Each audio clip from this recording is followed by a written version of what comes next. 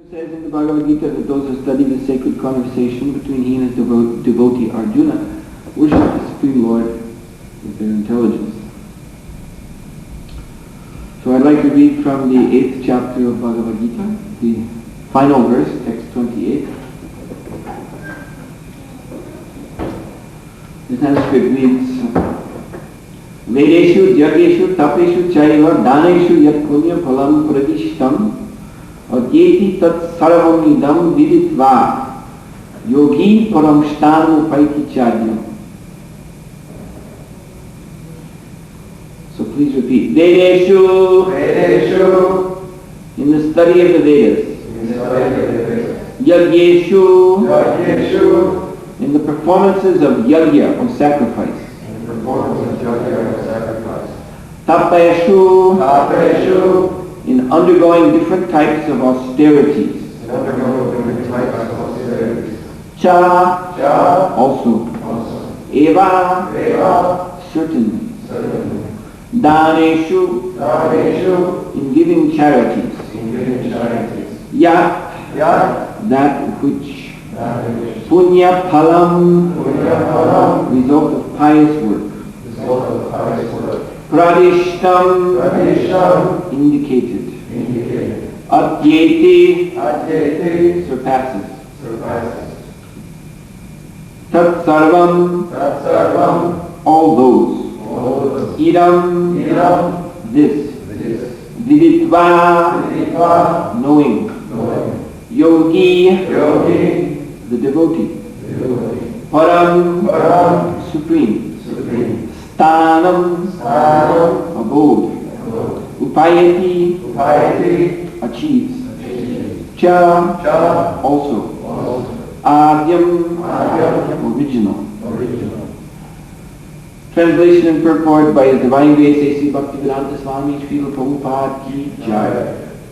A person who accepts the path of devotional service is not bereft of the results derived from studying the Vedas or performing austere sacrifices, giving charity or pursuing philosophical and fruitive activities.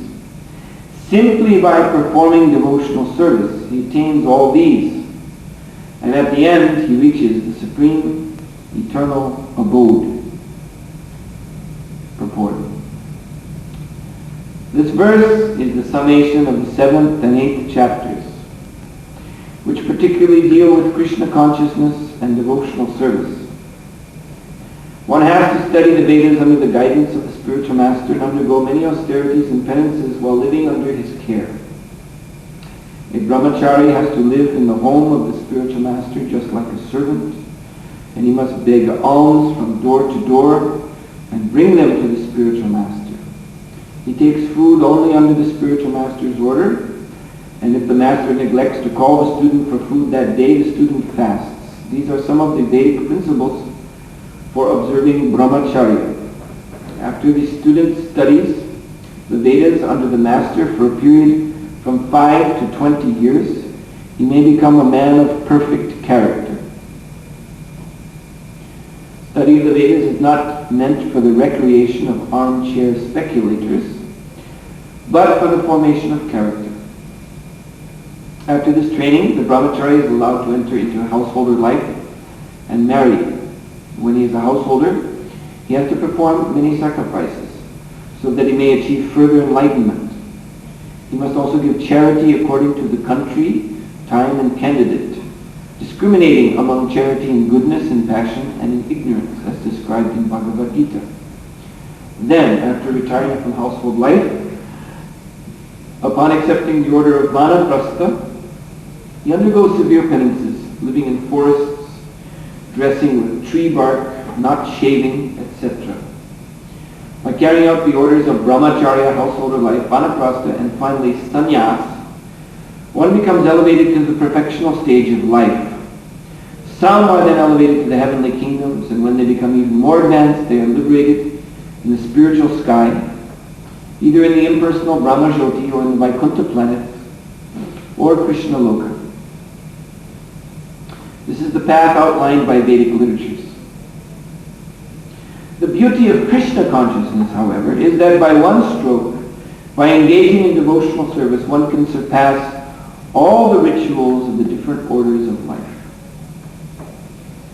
The words idam viditva indicate that one should understand the instructions given by Sri Krishna in this chapter and the 7th chapter of Bhagavad Gita. One should try to understand these chapters not by scholarship or mental speculation, but by hearing them in association with devotees.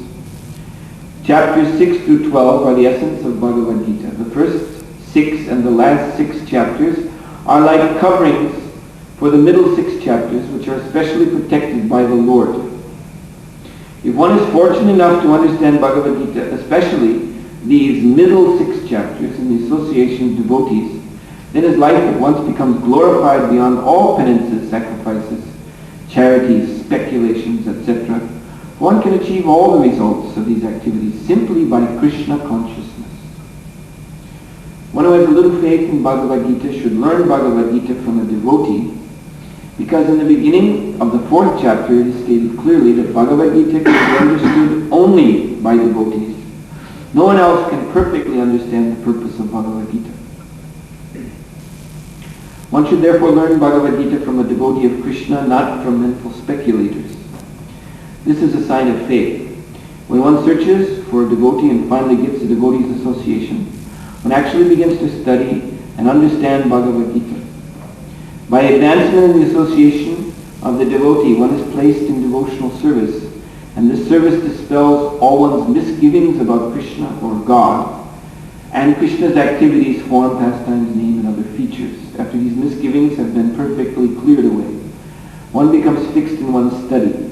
Then one relishes the study of Bhagavad Gita and attains the state of feeling always Krishna conscious. In the advanced stage, one falls completely in love with Krishna. This highest perfectional stage of life enables the devotee to be transferred to Krishna's abode in the spiritual sky, Goloka Vrindavan, where the devotee becomes eternally happy. Thus end the Bhaktivedanta purports to the 8th chapter of the Srimad Bhagavad Gita in the matter of attaining the Supreme.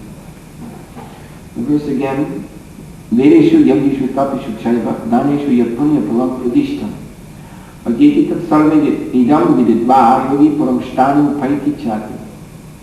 A person who accepts the path of devotional service is not bereft of the results derived from studying the Vedas, performing austere sacrifices, giving charity, or pursuing philosophical and fruitive activities. Simply by performing devotional service he attains all these, and at the end he reaches the supreme eternal abode. Ukam karoti vachalam pagnam lanayate grim pripatadaham mande Sri Gurun Dinatan. So, Srila Jiva Goswami, whom Srila Prabhupada says is the greatest Vaishnava philosopher, means he is the greatest philosopher of all philosophers. But among Vaishnavas, there are many great philosophers, but Srila Jiva Goswami is outstanding. So he has written a very extensive commentary on many of the Vedic scriptures, and especially the Srimad Bhagavatam, which contains the complete Vedic knowledge, especially synthesized for devotees of Krishna. In other words, just by reading Srimad Bhagavatam, then one can obtain all Vedic knowledge that is necessary to understand the philosophy of Krishna consciousness. And this Bhagavad Gita, this is the same knowledge, but you might say like dictionary. Srimad Bhagavatam is like encyclopedia. So, Jiva Goswami has said, out of all the verses of Srimad Bhagavatam, 18,000 verses, he said that the whole philosophy of Krishna consciousness is expressed in one verse. Sometimes we want to know, okay, so many verses, so many books, but give me something very basic and simple where I can understand the whole thing. But Jiva Goswami said there's one verse, and this is from the Srimad Bhagavatam. Vadanti tat tatva vidas yajganam advoyam rameti paramatmi bhagavaniti shabdyate. that the supreme truth, Vadanti Tat Tattva, means there are these Vedantist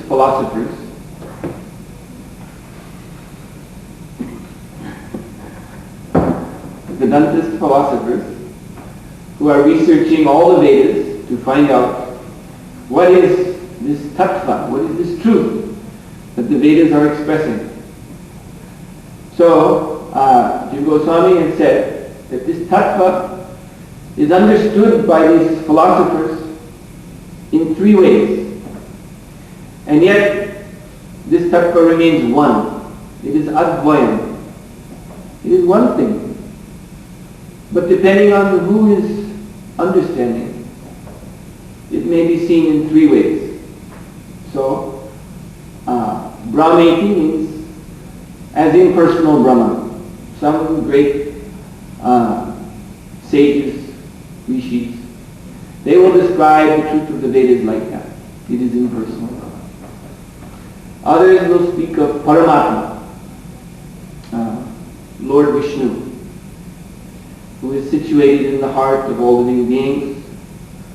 Also Paramatma refers to this, the universal form, Vishvarup Swarupam. This is including all living entities in this universe, collectively, super soul. They're all soul, and Krishna is the collective soul, super soul. And then there is Bhagavan. So Bhagavan means Supreme Personality of Godhead, Sri Krishna, who is full of 6 Aishwaryas or opulences. He has all strength, all fame, all beauty, all knowledge, all renunciation. So why is it said like this, that there are 3 ways of understanding one absolute truth? So this is because in the Vedas, this is confirmed by Srila Prabhupada in the 3rd chapter. We have it right here. I turned right to it. Text 16.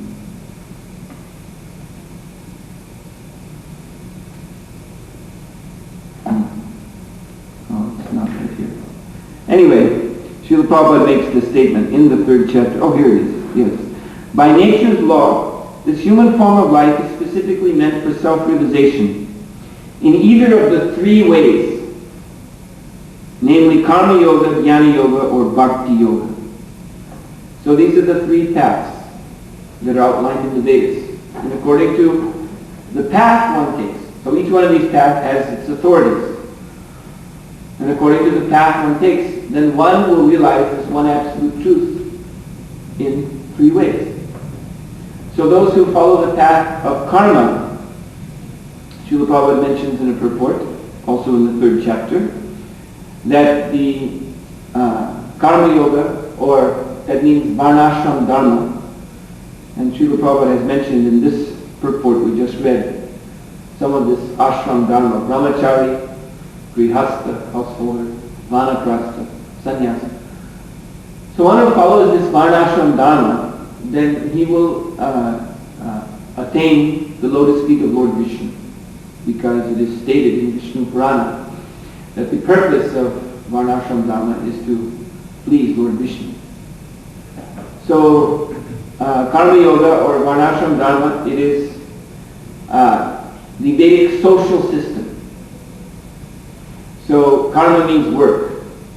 So it is very much concerned with duties, the occupational duties of the human being, that they're done nicely, they're done properly, and that the sacrifices, yajnas, are made nicely. In this way one becomes purified, and one realizes his relationship with Paramatma. For many of the more materialistic followers of Varnashram Dharma, this will mean that they will have relationship with this universal form. This Mahapurush universal form. Many of the Vedic sacrifices are addressing this universal form, Vishva Atma, the soul of the universe. And these social orders are said to, this Brahmana, Kshatriya, Vaishya, Shudra. They come out of this universal form. Brahmanas are the heads, Kshatriyas are the arms, Vaishyas the belly, Shudras the legs and feet.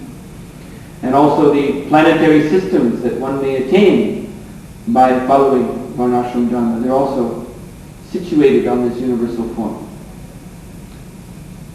So in this way, by following Karma Yoga, one can realize Paramatma.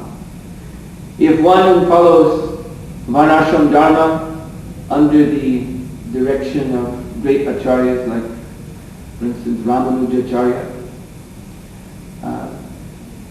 he has, or Madhvacharya also, they have taught the Vaishnava Dharma in terms of Varnashram Dharma.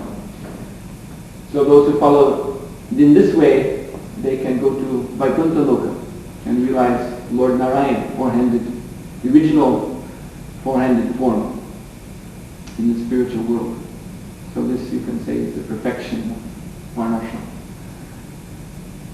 Then, now this is interesting when you think about this, because Varnashram or Karma Yoga is concerned with collective activities. It is social. So as I said, there's rules and regulations for social order as a whole. So then, but opposed to that, there are those who are very much concerned with the individual. This is going on in modern society. There are those who are very much pursuing collective well-being. The socialists, or those who are very much proposing some kind of social system. So their view is collective, including everyone. Everyone has to be in their place, and working, and the whole society has to advance. But then always opposed to them, there's some people who are saying, I don't care for society, I want my individual well-being. So sometimes there's great conflict. So this is another feature of human nature. So the Vedas have something for them too. That's Jnana Yoga. Karma, Jnana. So Jnana Yoga is extremely individualistic. And they realize this feature of Brahmajyoti, the ultimate in selfishness. Spiritual selfishness, which is actually, it culminates in extinction of the self. Two ways of looking at it.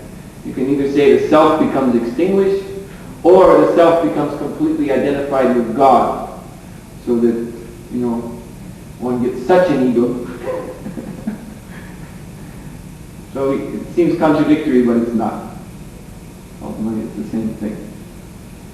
So in Jnana Yoga, then one withdraws from society. One gives up his position. Generally, in this Varnashram system that Prabhupada outlined in the purport, this happens at the sannyas stage, the last stage. Sannyas stage, one is supposed to become spiritually realized through austerity, discipline, completely with it. Sannyas means civil dead man. He has no position in society. He drops out of society completely. So sannyas, still in India, is identified with this realization of impersonal Brahma. Of course, not Vaishnava sannyas, but ordinary sannyas. So this is highly individualistic.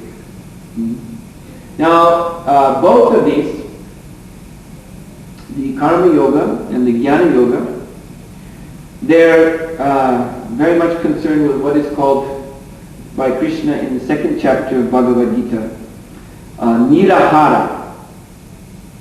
Nirahara means negative restrictions. One has to, in the Karma Yoga practice, Varnashram practice, avoid sinful activities. And if there are sinful activities, then one has to do penance, prayashchitta, to get rid of the reaction. There are so many rules and regulations. Actually, it's infinite. There's such scriptures as Manu Samhita, which is simply laws for a human being to follow. Intricate laws. So they spend their whole day, straining their water so that no little insects will go into it. Because if they drink, then some little bug goes, then that's another sin, and then they have to light a fire or something and do a prayaschittu because I drank a bug. So this is negative restriction. And then in the Jnana Yoga also, so many negative restrictions. Their whole process is based on negativity in Jnana Yoga. Neti, neti, not this, not this. Because they negate all names, form, variety, activity of the material existence entirely. Make it void. Nullify it. And then the only thing that's left is this shining light of Brahma Jyoti. And then they merge their consciousness into that. So now they're following these negative restrictions and they're realizing the absolute truth as Paramatma or as Brahman, but they're not realizing the complete absolute truth. The complete absolute truth is Krishna. Sat Chit Ananda Vigraha. This is very important because this Sat means eternality. That corresponds with Brahman. That is the feature of Brahman, the impersonal Brahman. It is eternal. One who enters impersonal Brahman, he attains eternality. And then Paramatma is Chit, knowledge, direction, the direction of all conditioned souls in the universe. This Paramatma is doing. So that's another feature, but not total feature. What is missing from these two, Sat and Chit, or Brahman, Paramatma? It is Ananda, bliss. So that is Krishna. So Krishna is described, Sat Chit Ananda Vigraha. Means the Sat is there in Krishna. Eternality is there in Krishna. And knowledge is there in Krishna. But also Ananda, bliss, spiritual bliss. Vigraha, form. Krishna has a form. As we see, there's one nice picture of Radha and Krishna, new one. Here they look like eternal teenagers.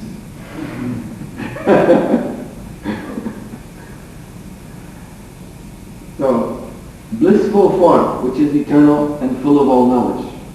So the Isopanishad says, Om Purnamadaha Purnamidam. That God, Krishna, the Absolute Truth, He is Purnam. He is a complete whole. So all of that Sat Chit that is within Him.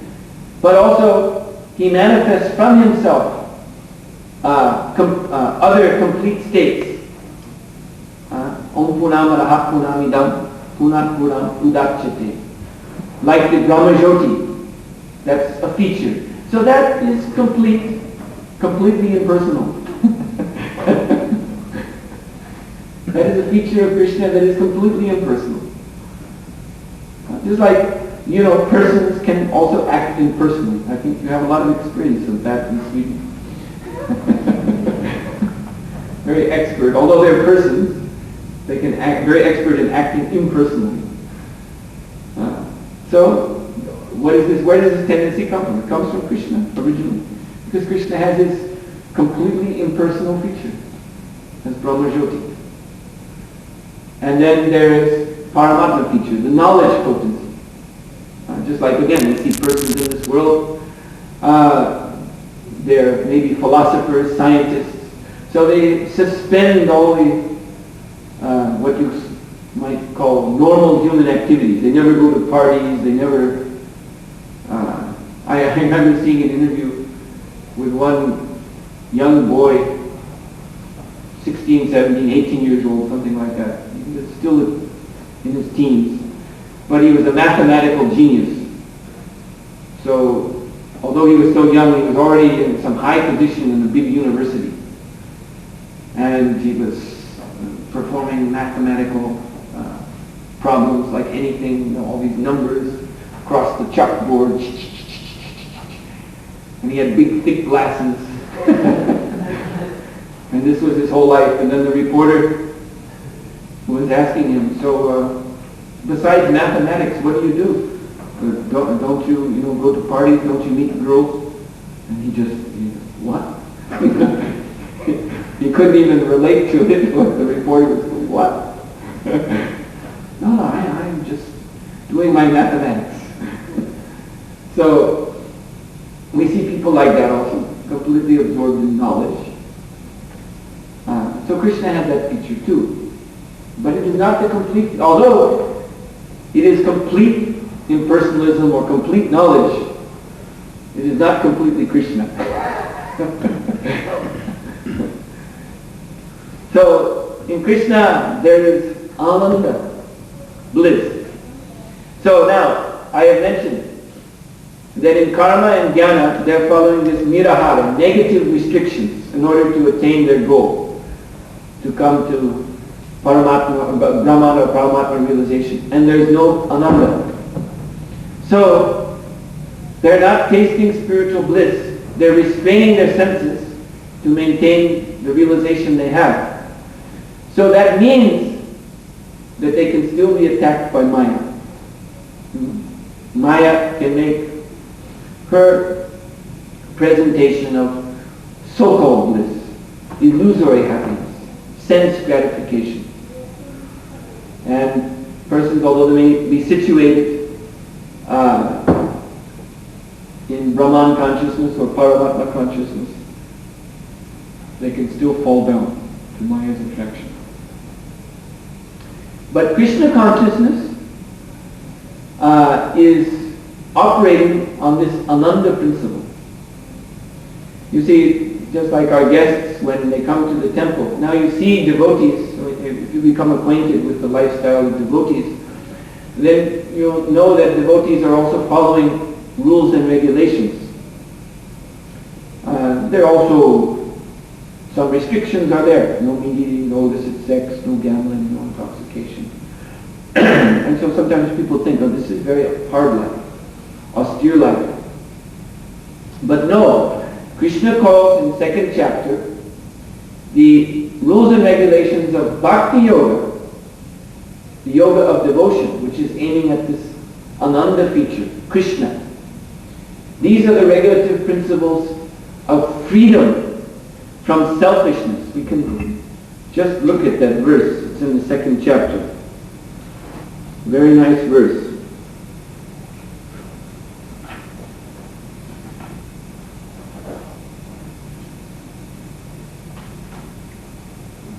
Raga Dvesha Vimukhtaistu Vishayam Indriyaschalam Atma Vashaya Vidhyayatma Prasadamani Gacchati. But a person free from all attachment and aversion, Raga Dvesha, and able to control his senses through regulative principles of freedom, can obtain the complete mercy of the Lord. Then in the purport, Srila Prabhupada writes, it is already explained that one may externally control the senses by some artificial process, but unless the senses are engaged in the transcendental service of the Lord, there is every chance of a fall. Although the person in full Krishna consciousness may apparently be on the sensual plane, because it is being Krishna conscious, he has no attachment to sensual activities. The Krishna conscious person is concerned only with the satisfaction of Krishna and nothing else. This is a very important point. Therefore, he is transcendental to all attachment and detachment. If Krishna wants, the devotee can do anything which is ordinarily undesirable, and if Krishna does not want, he shall not do that which he would have ordinarily done for his own satisfaction. Therefore, to act or not to act is within his control because he acts only under the direction of Krishna. This consciousness is the causeless mercy of the Lord, which a devotee can achieve in spite of his being attached to the sensual platform. So this is a very, very profound point that Srila Prabhupada is making. Because those who are on the path of karma or jnana, they're completely obsessed with the self. You see, this is the meaning of this raga dvesha, attachment and aversion. When we're obsessed with the self, then we think, our mind tells us that there are some things that are good for us, good for our happiness. And we become attached to those things. And then there are other things which are bad. They oppose our happiness. And this is even seen on the karma and jnana path. They're attached. The karmis, those on the karma path, become attached to their rituals and attaining the rewards of their rituals, going to heavenly planets. This has been described by Krishna.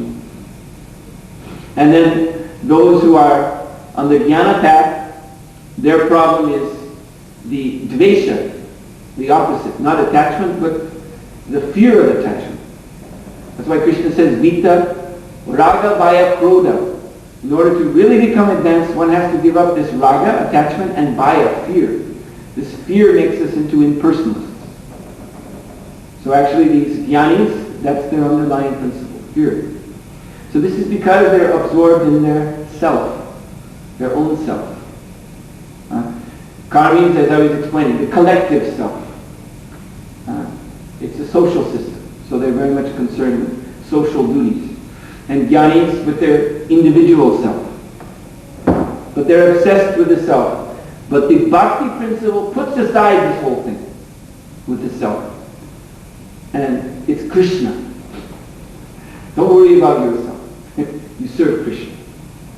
So Krishna becomes the center. And as I said, Krishna, he's embodying this ananda feature. So to surrender to Krishna is blissful. And to follow the rules and regulations of bhakti yoga, service to Krishna, that is blissful.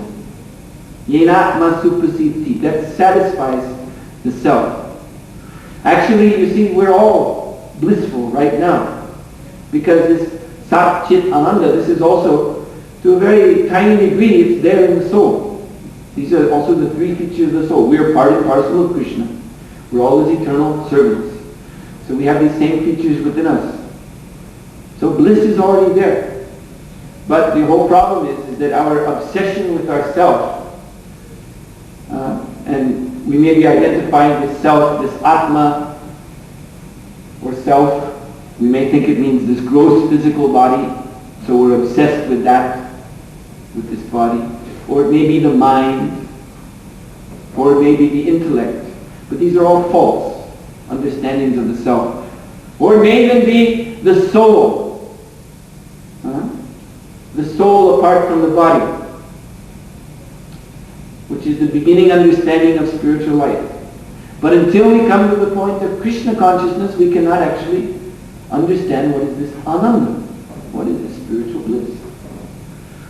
So bhakti yoga means to put aside selfish concerns and just become concerned for Krishna. Even in this material existence, material world, you have some experience how you can attain some relative material happiness by simply putting aside your normal concerns for yourself. I can give some different examples. Srila Prabhupada always said that the highest material pleasure is sex. So now in our normal life, you see we're all dressed up very nicely and we're doing our duties with some self-consciousness, some dignity, and we think of ourselves as very respectable ladies and gentlemen. So, but in order to experience this sex pleasure, all of that has to be thrown out the window. The sex pleasure means, for instance, these clothes have to be removed. So now, in any other circumstance, if you're downtown here in Sweden and you see someone walking down the street without clothes, you think this is a madman. You think this person is crazy. We say this person has no concern for himself. He has no concern. He doesn't care what people think about him. He must be crazy. Lock him up. Get him off the street. But for enjoying this sex pleasure, then of course, then everyone becomes, in that sense, mad. Of course, that's a pretty extreme example, but there's other examples. You can even say eating, for instance. Eating is also a sort of strange activity, if you study it. Pushing things into your face and chomping away. That's also not so dignified. But when eating, we forget about ourselves. You just eat.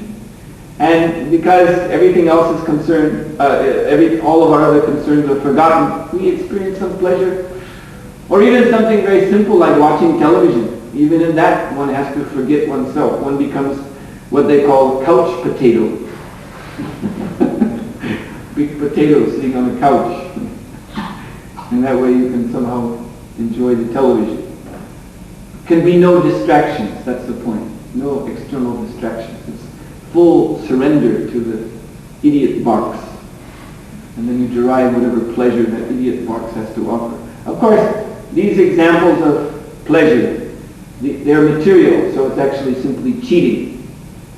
These kind of pleasures one gets through watching TV or eating, of course not prasadam, but eating boga, unoffered food stuff, or up to the ultimate material pleasure, sex life. These activities, they're limited, these pleasures are limited, they're temporary, and they bind the consciousness to the body. That means they lead to pain in the future. The sensualists, those who become very much absorbed in bodily enjoyment, maybe when they're young they enjoy these pleasures, but when they get old they suffer very much. So this is cheating, but I'm just mentioning these things to show, to give it a basis of an understanding of the activities of devotional service. Because when you come to the temple, then you see the devotees dressed in certain kind of clothes, and they're marking their foreheads, and they have this funny thing in the back of the head, and they're rising early and worshipping the deity, putting flowers on the Lord, offering the foodstuffs there to the Lord on the altar, and chanting Hare Krishna, playing kartals, drums, and having classes like we have. All this regulated activity, and someone may say, well, this is also ritualistic, it's also stereotyped, so mechanical. How can this be happiness? But the point is by doing these activities, we give up our obsessions with ourselves. And then this ananda, this spiritual pleasure, shines forth. It floods the consciousness of the devotee because he's focused on Krishna. So, someone may say, well, this all looks very strange, this bhakti yoga, it all looks very, well, like I said, of course we won't talk about it, but if we wanted to give an analysis of sex life, that also is very strange. Very strange activity when you, just in an analytical way start to describe it. Very ridiculous activity, but most of the world thinks it is very, very nice, very pleasurable. One gets happiness from it.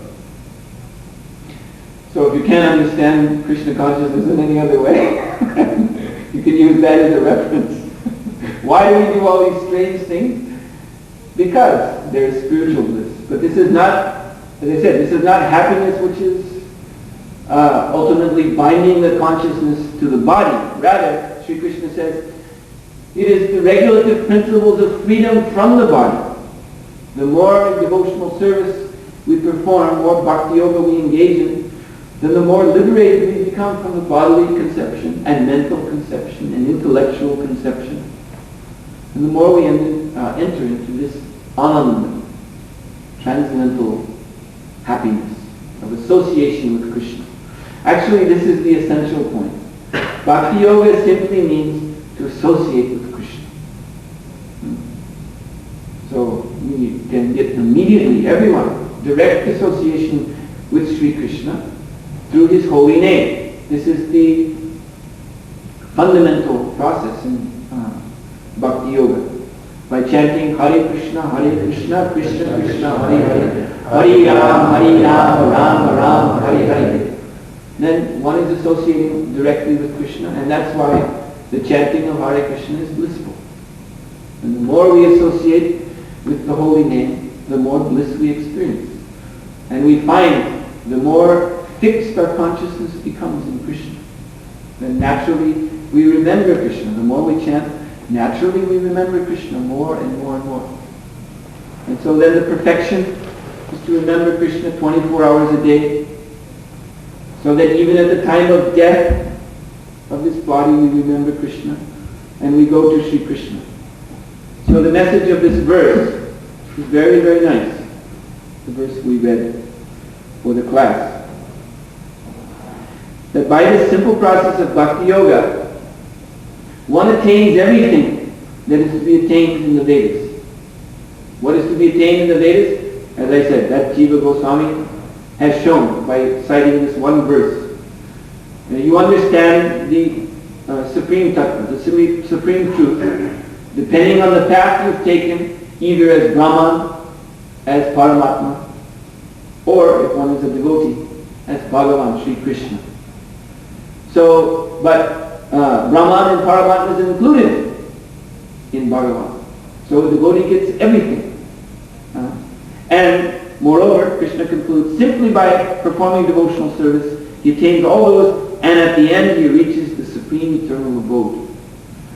So this supreme eternal abode means Goloka Vrindavan, that eternal state of consciousness. Actually, it's a state of consciousness where Krishna eternally resides with his devotees and engages in his lila, his transcendental pastimes with them. So this Goloka consciousness, entering into Goloka, that is not open to the karmis and jnanis. That is not found in Brahman, Paramatma realization. So therefore Krishna is saying, the devotee gets everything karmis and jnanis get, but at the end they attain the eternal supreme abode. Hare Krishna. So, would there be, by chance, any question?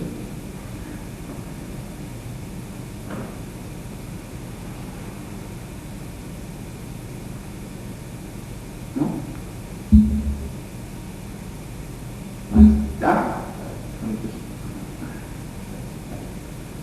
My opinion, what difference between material energies, energy that can be noticed in material world, and eternal energies, as intuition,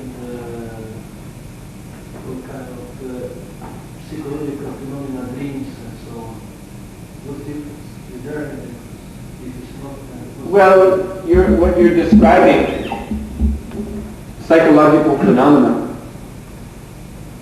Of course, the basis of it is consciousness, and consciousness is eternal. But that particular phenomena, dreaming and so on, that is also temporary. That is also not eternal. These are some temporary activities of consciousness.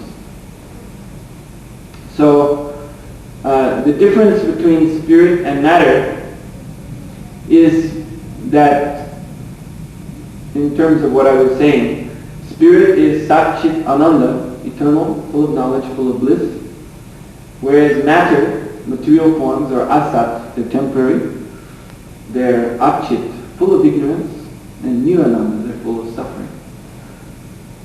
Like this body. This body is temporary, it is a place of ignorance, and it is a place of suffering.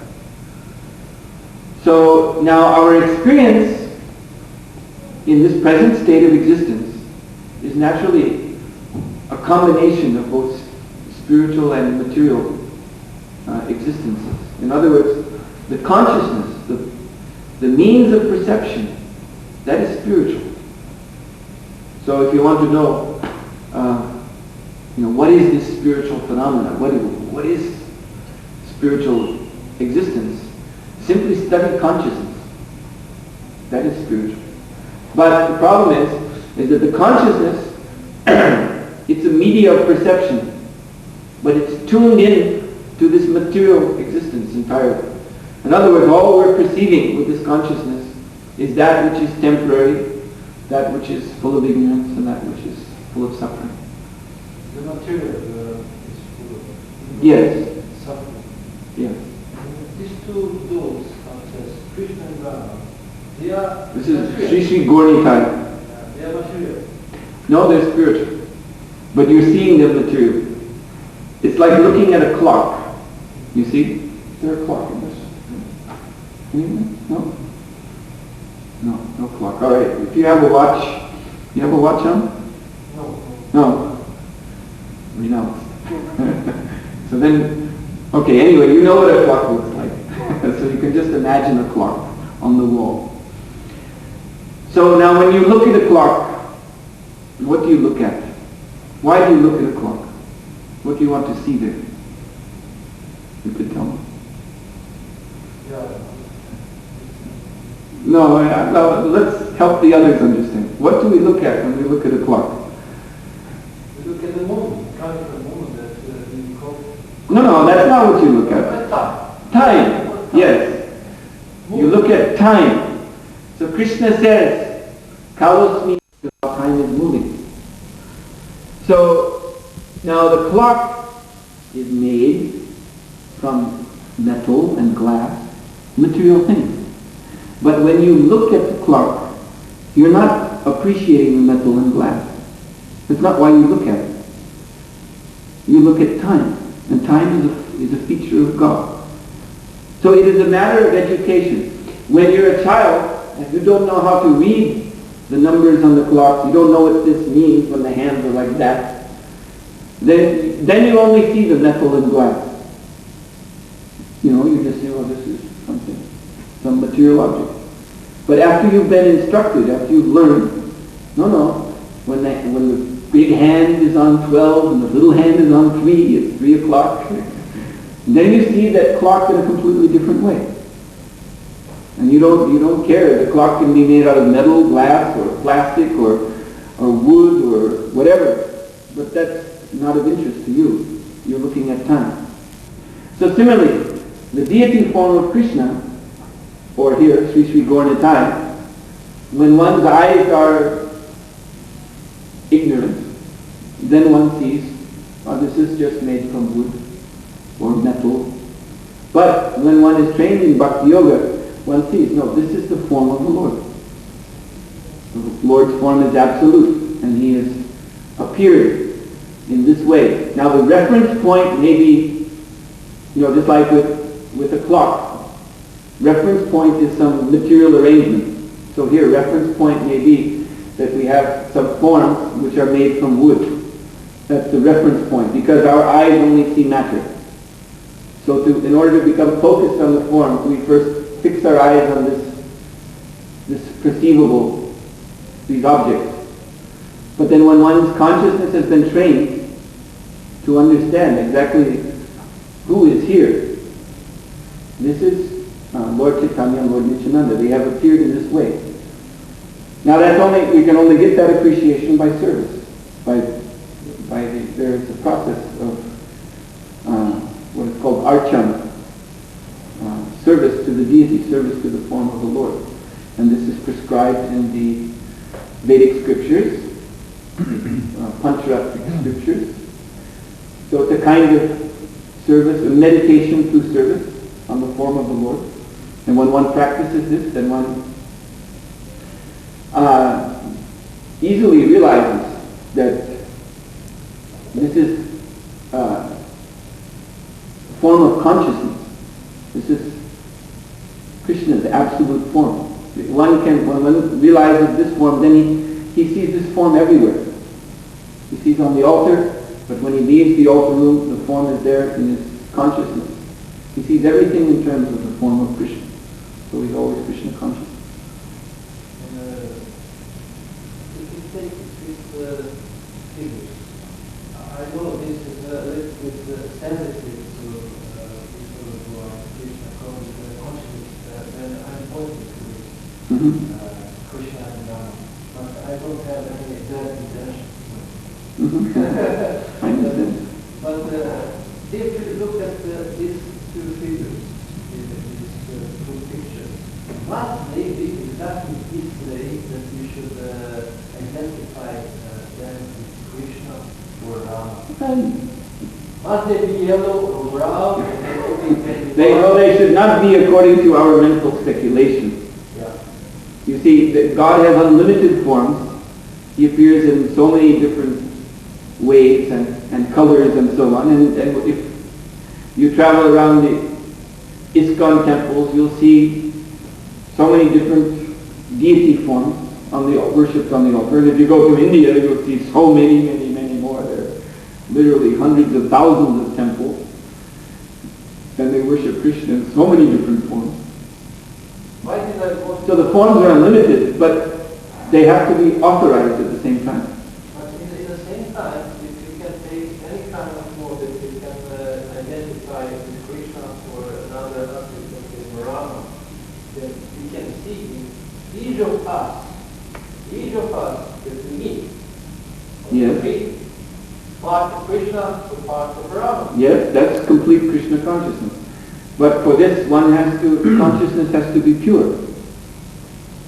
You know, just like in Australia, Srila Prabhupada, our spiritual master, he went to one Franciscan monastery, Catholic followers of St. Francis of Assisi. And this question was put to him, that St. Francis, he saw all living entities as his brothers and sisters. He addressed them as his brothers and sisters because all are children of God, whether they be not only human beings, but plants or trees, birds, animals. So he was addressing them in that way, as brother and sister. So the question was to Srila Prabhupada, so what do you think about this? And Prabhupada said, this is complete Krishna consciousness. This is full Krishna consciousness. To see all living entities as part and parcel of Krishna. But, you know, then again, if at the same time the so-called followers of St. Francis are indiscriminately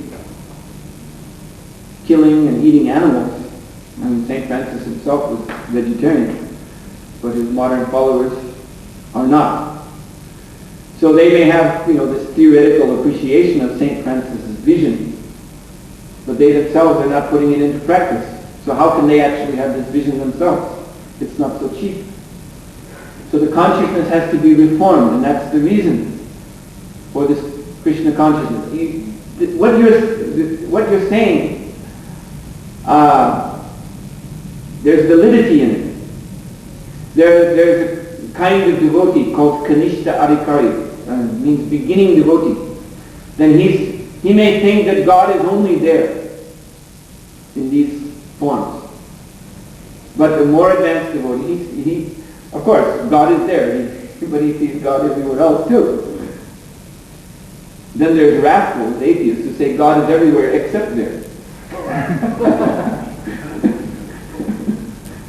There's like a group in India called Arya Samaj. Prabhupada was arguing with such a person from this group. And Srila Prabhupada was asking, so where is God? He said, everywhere. He said, so is he there to eat? No. So if you say God is everywhere, how can you deny he's not there? He's there.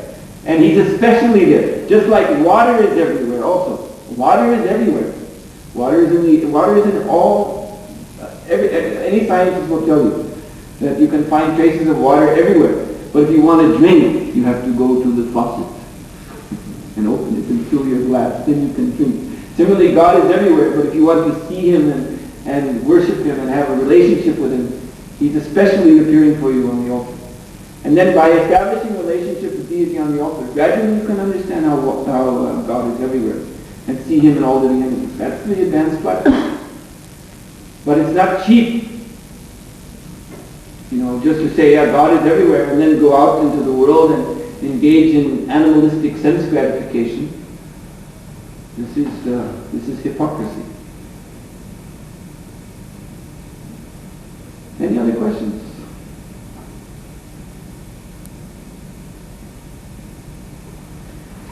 Right. Srila Prabhupada ki jai.